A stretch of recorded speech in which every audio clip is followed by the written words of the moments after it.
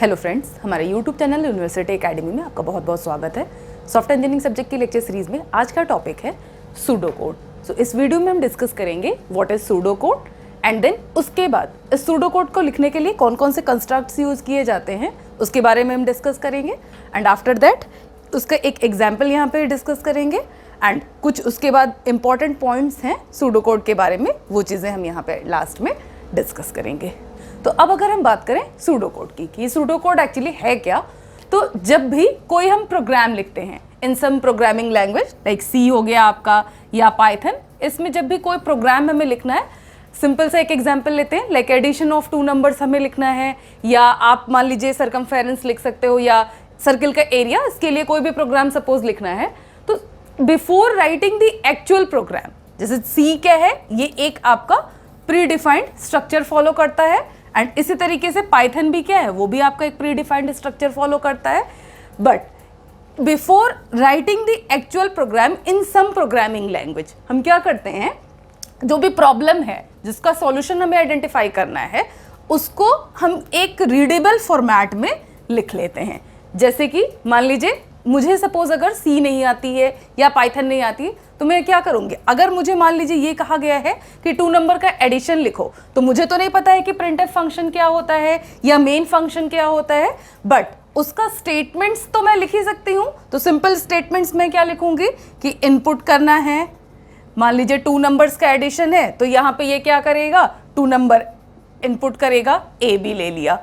अब next step, मान लीजिए जैसे एडिशन का एग्जाम्पल लिया था, तो अभी नेक्स्ट लाइन में ये क्या करेगा, परफॉर्म करेगा a प्लस बी। और इससे जरा सा और पहले मान लीजिए और स्पेसिफाई अगर हम करना चाहते हैं, तो यहाँ पे हम लिख देंगे स्टार्ट, कि यहाँ से ये प्रोग्राम स्टार्ट हो रहा है, देन इसके बाद ये इनपुट ले रहा है, फिर ये प्रोसेसिंग कर रहा है, यहाँ पे प्रोसेस कर रहा है, a प्लस बी कर रहा है, and after completing a plus B result आ जाएगा, तो हम यहाँ पे क्या करेंगे, एंड कर देंगे। और इसी तरीके से अगर मान लीजिए कुछ कंडीशन इन्वॉल्व होती है, तो मैं यहाँ पे और क्या करूँगी कि मैं ये लिख दूंगी कि सपोज कंडीशन चेकिंग, इस तरीके से यहाँ पे मैं लिख सकती हूँ कि कंडीशन चेक की जाएगी। और वो कंडीशन क्या चेक करनी है, मान लीजिए ये चेक करना है कि a ग्रेटर देन b है, तो यहाँ पे कंडीशन और यहाँ पे इस तरह से करके a ग्रेटर देन b लिख सकती हूँ मैं। और भी अगर आप स्पेसिफाई करके समझाना चाहते हो कि कंडीशन, तो कंडीशन हमें ये तो पता ही है कि इफ और एल्स यूज किया जा सकता है, तो ये कुछ कंस्ट्रक्ट्स डिफाइंड है उसके लिए कि जब भी सूडो कोड लिखेंगे या जो भी चीज़ें, तो उसके कंडीशन जो भी है उस कंडीशन को हम यहाँ पे इस तरीके से मेंशन कर देंगे। तो ये जो है format of writing the solution of any problem, तो इसको हम कह सकते हैं कि ये सूडो कोड है। बट थोड़ा सा और इसको स्पेसिफाई करने की ज़रूरत है कि ये तो बिल्कुल ही हमने रफ लैंग्वेज में जैसे लिखा है, अभी सूडो कोड में हम क्या करते हैं, उसके कुछ प्री डिफाइंड कंस्ट्रक्ट्स होते हैं एंड उन कंस्ट्रक्ट्स को यूज़ करके जब ये हम स्टेटमेंट्स लिखते हैं जो कि किसी प्रोग्रामिंग लैंग्वेज में नहीं होते हैं, रादर एक ये सिंपल इंग्लिश लैंग्वेज में होगा, बट उसमें ये सारे टर्म्स भी आने चाहिए। मतलब अगर कोई कंडीशन चेक कर रहे हो तो वो वाइल यूज़ करके आप चेक कर सकते हो, या आप फॉर लूप का यूज़ करके इटरेट कर सकते हो, मीन्स कोई नंबर ऑफ टाइम रिपीटिशन आपको करना है, या इसी तरीके से इफ़ एल्स कोई कंडीशन चेक करनी है तो इफ़ देन एल्स यूज़ करोगे। So by using all these constructs, जब भी हम यहाँ पे कुछ सॉल्यूशन लिखते हैं किसी भी प्रॉब्लम का, so this is known as the pseudo code of any program. अब यहाँ पे कुछ मैंने यहाँ पे टेक्निकल डेफिनेशंस कह सकते हैं मेंशन की हुई है, इसको देख लेते हैं। First one is the readable description of what an algorithm और program must do. And readable description क्या है कि जो भी ये स्टेटमेंट्स हम लिख रहे हैं, this is known as the readable description of any problem. क्या है, कोई भी प्रोग्राम क्या करेगा, मान लीजिए आप उसमें प्रोग्राम में हमें फाइंड करना है कि ग्रेटेस्ट अमंग 3 नंबर हमें आइडेंटिफाई करना है, तो एक ये प्रॉब्लम दी गई है, तो उसका सॉल्यूशन कैसे बनाया जाए, तो उसको हम सम रीडेबल फॉर्मेट में यहाँ पे प्रेजेंट करेंगे। And next point is expressed in formally styled natural language rather then in a programming language. Formally styled क्यों कह रहे हैं, बिकॉज इसमें कुछ प्री डिफाइंड कंस्ट्रक्ट्स यूज किए जाते हैं। बिल्कुल ऐसी कोई रफ सी लैंग्वेज नहीं है कि कुछ भी लिख दिया, बट ये कीवर्ड्स हमें यहाँ पे यूज करने पड़ेंगे।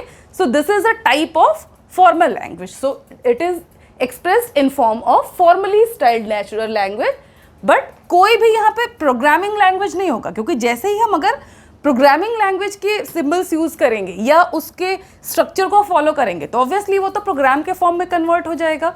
जैसे सी का फॉलो किया तो सी प्रोग्राम हो जाएगा, पाइथन का अगर हम फॉलो कर रहे हैं तो ये एक पाइथन प्रोग्राम आपका रेडी हो जाएगा। बट ये एक्चुअल सिंटैक्स लिखने से पहले ही हम क्या करते हैं, इसको फॉर बेटर अंडरस्टैंडिंग ये लाइंस को लिखते हैं, एक रफ मतलब कह सकते हो डिजाइनिंग ऑफ द प्रोग्राम। इसके बाद next is generally written in symbolic code later translated in programming language. यानी कि अभी हम क्या करेंगे, इन कंस्ट्रक्ट्स को यूज करके एक सिंबॉलिक फॉर्म में यहाँ पे सॉल्यूशन बना लेंगे एंड उसके बाद अगर सी में कन्वर्ट करने का मन है तो अब सी का सिंटैक्स यूज करके इसी को हम सी में कन्वर्ट कर देंगे, या अगर पाइथन में कन्वर्ट करने का मन है तो इसी सीक्वेंस को अब हम क्या करेंगे, पाइथन के स्ट्रक्चर को फॉलो करते हुए ये सारी चीजें यहाँ पे पाइथन लैंग्वेज में लिख देंगे। तो ये है आपका सूडो कोड किसी भी प्रोग्राम का। अब कंस्ट्रक्ट्स देख लेते हैं। कंस्ट्रक्ट्स का मतलब कि किसी भी सूडो कोड को लिखने के लिए कौन कौन से कीवर्ड्स हम यूज कर सकते हैं, तो वो मैंने यहाँ पे मेंशन किया हुआ है। सो first one is the sequence.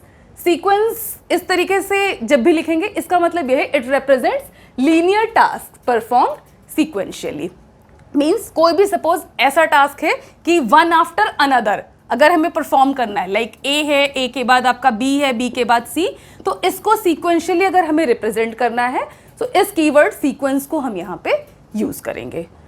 And next is while. While अगर सी लैंग्वेज आप लोगों ने ऑलरेडी पढ़ रखी है तो आपको वाइल का रोल पता होगा।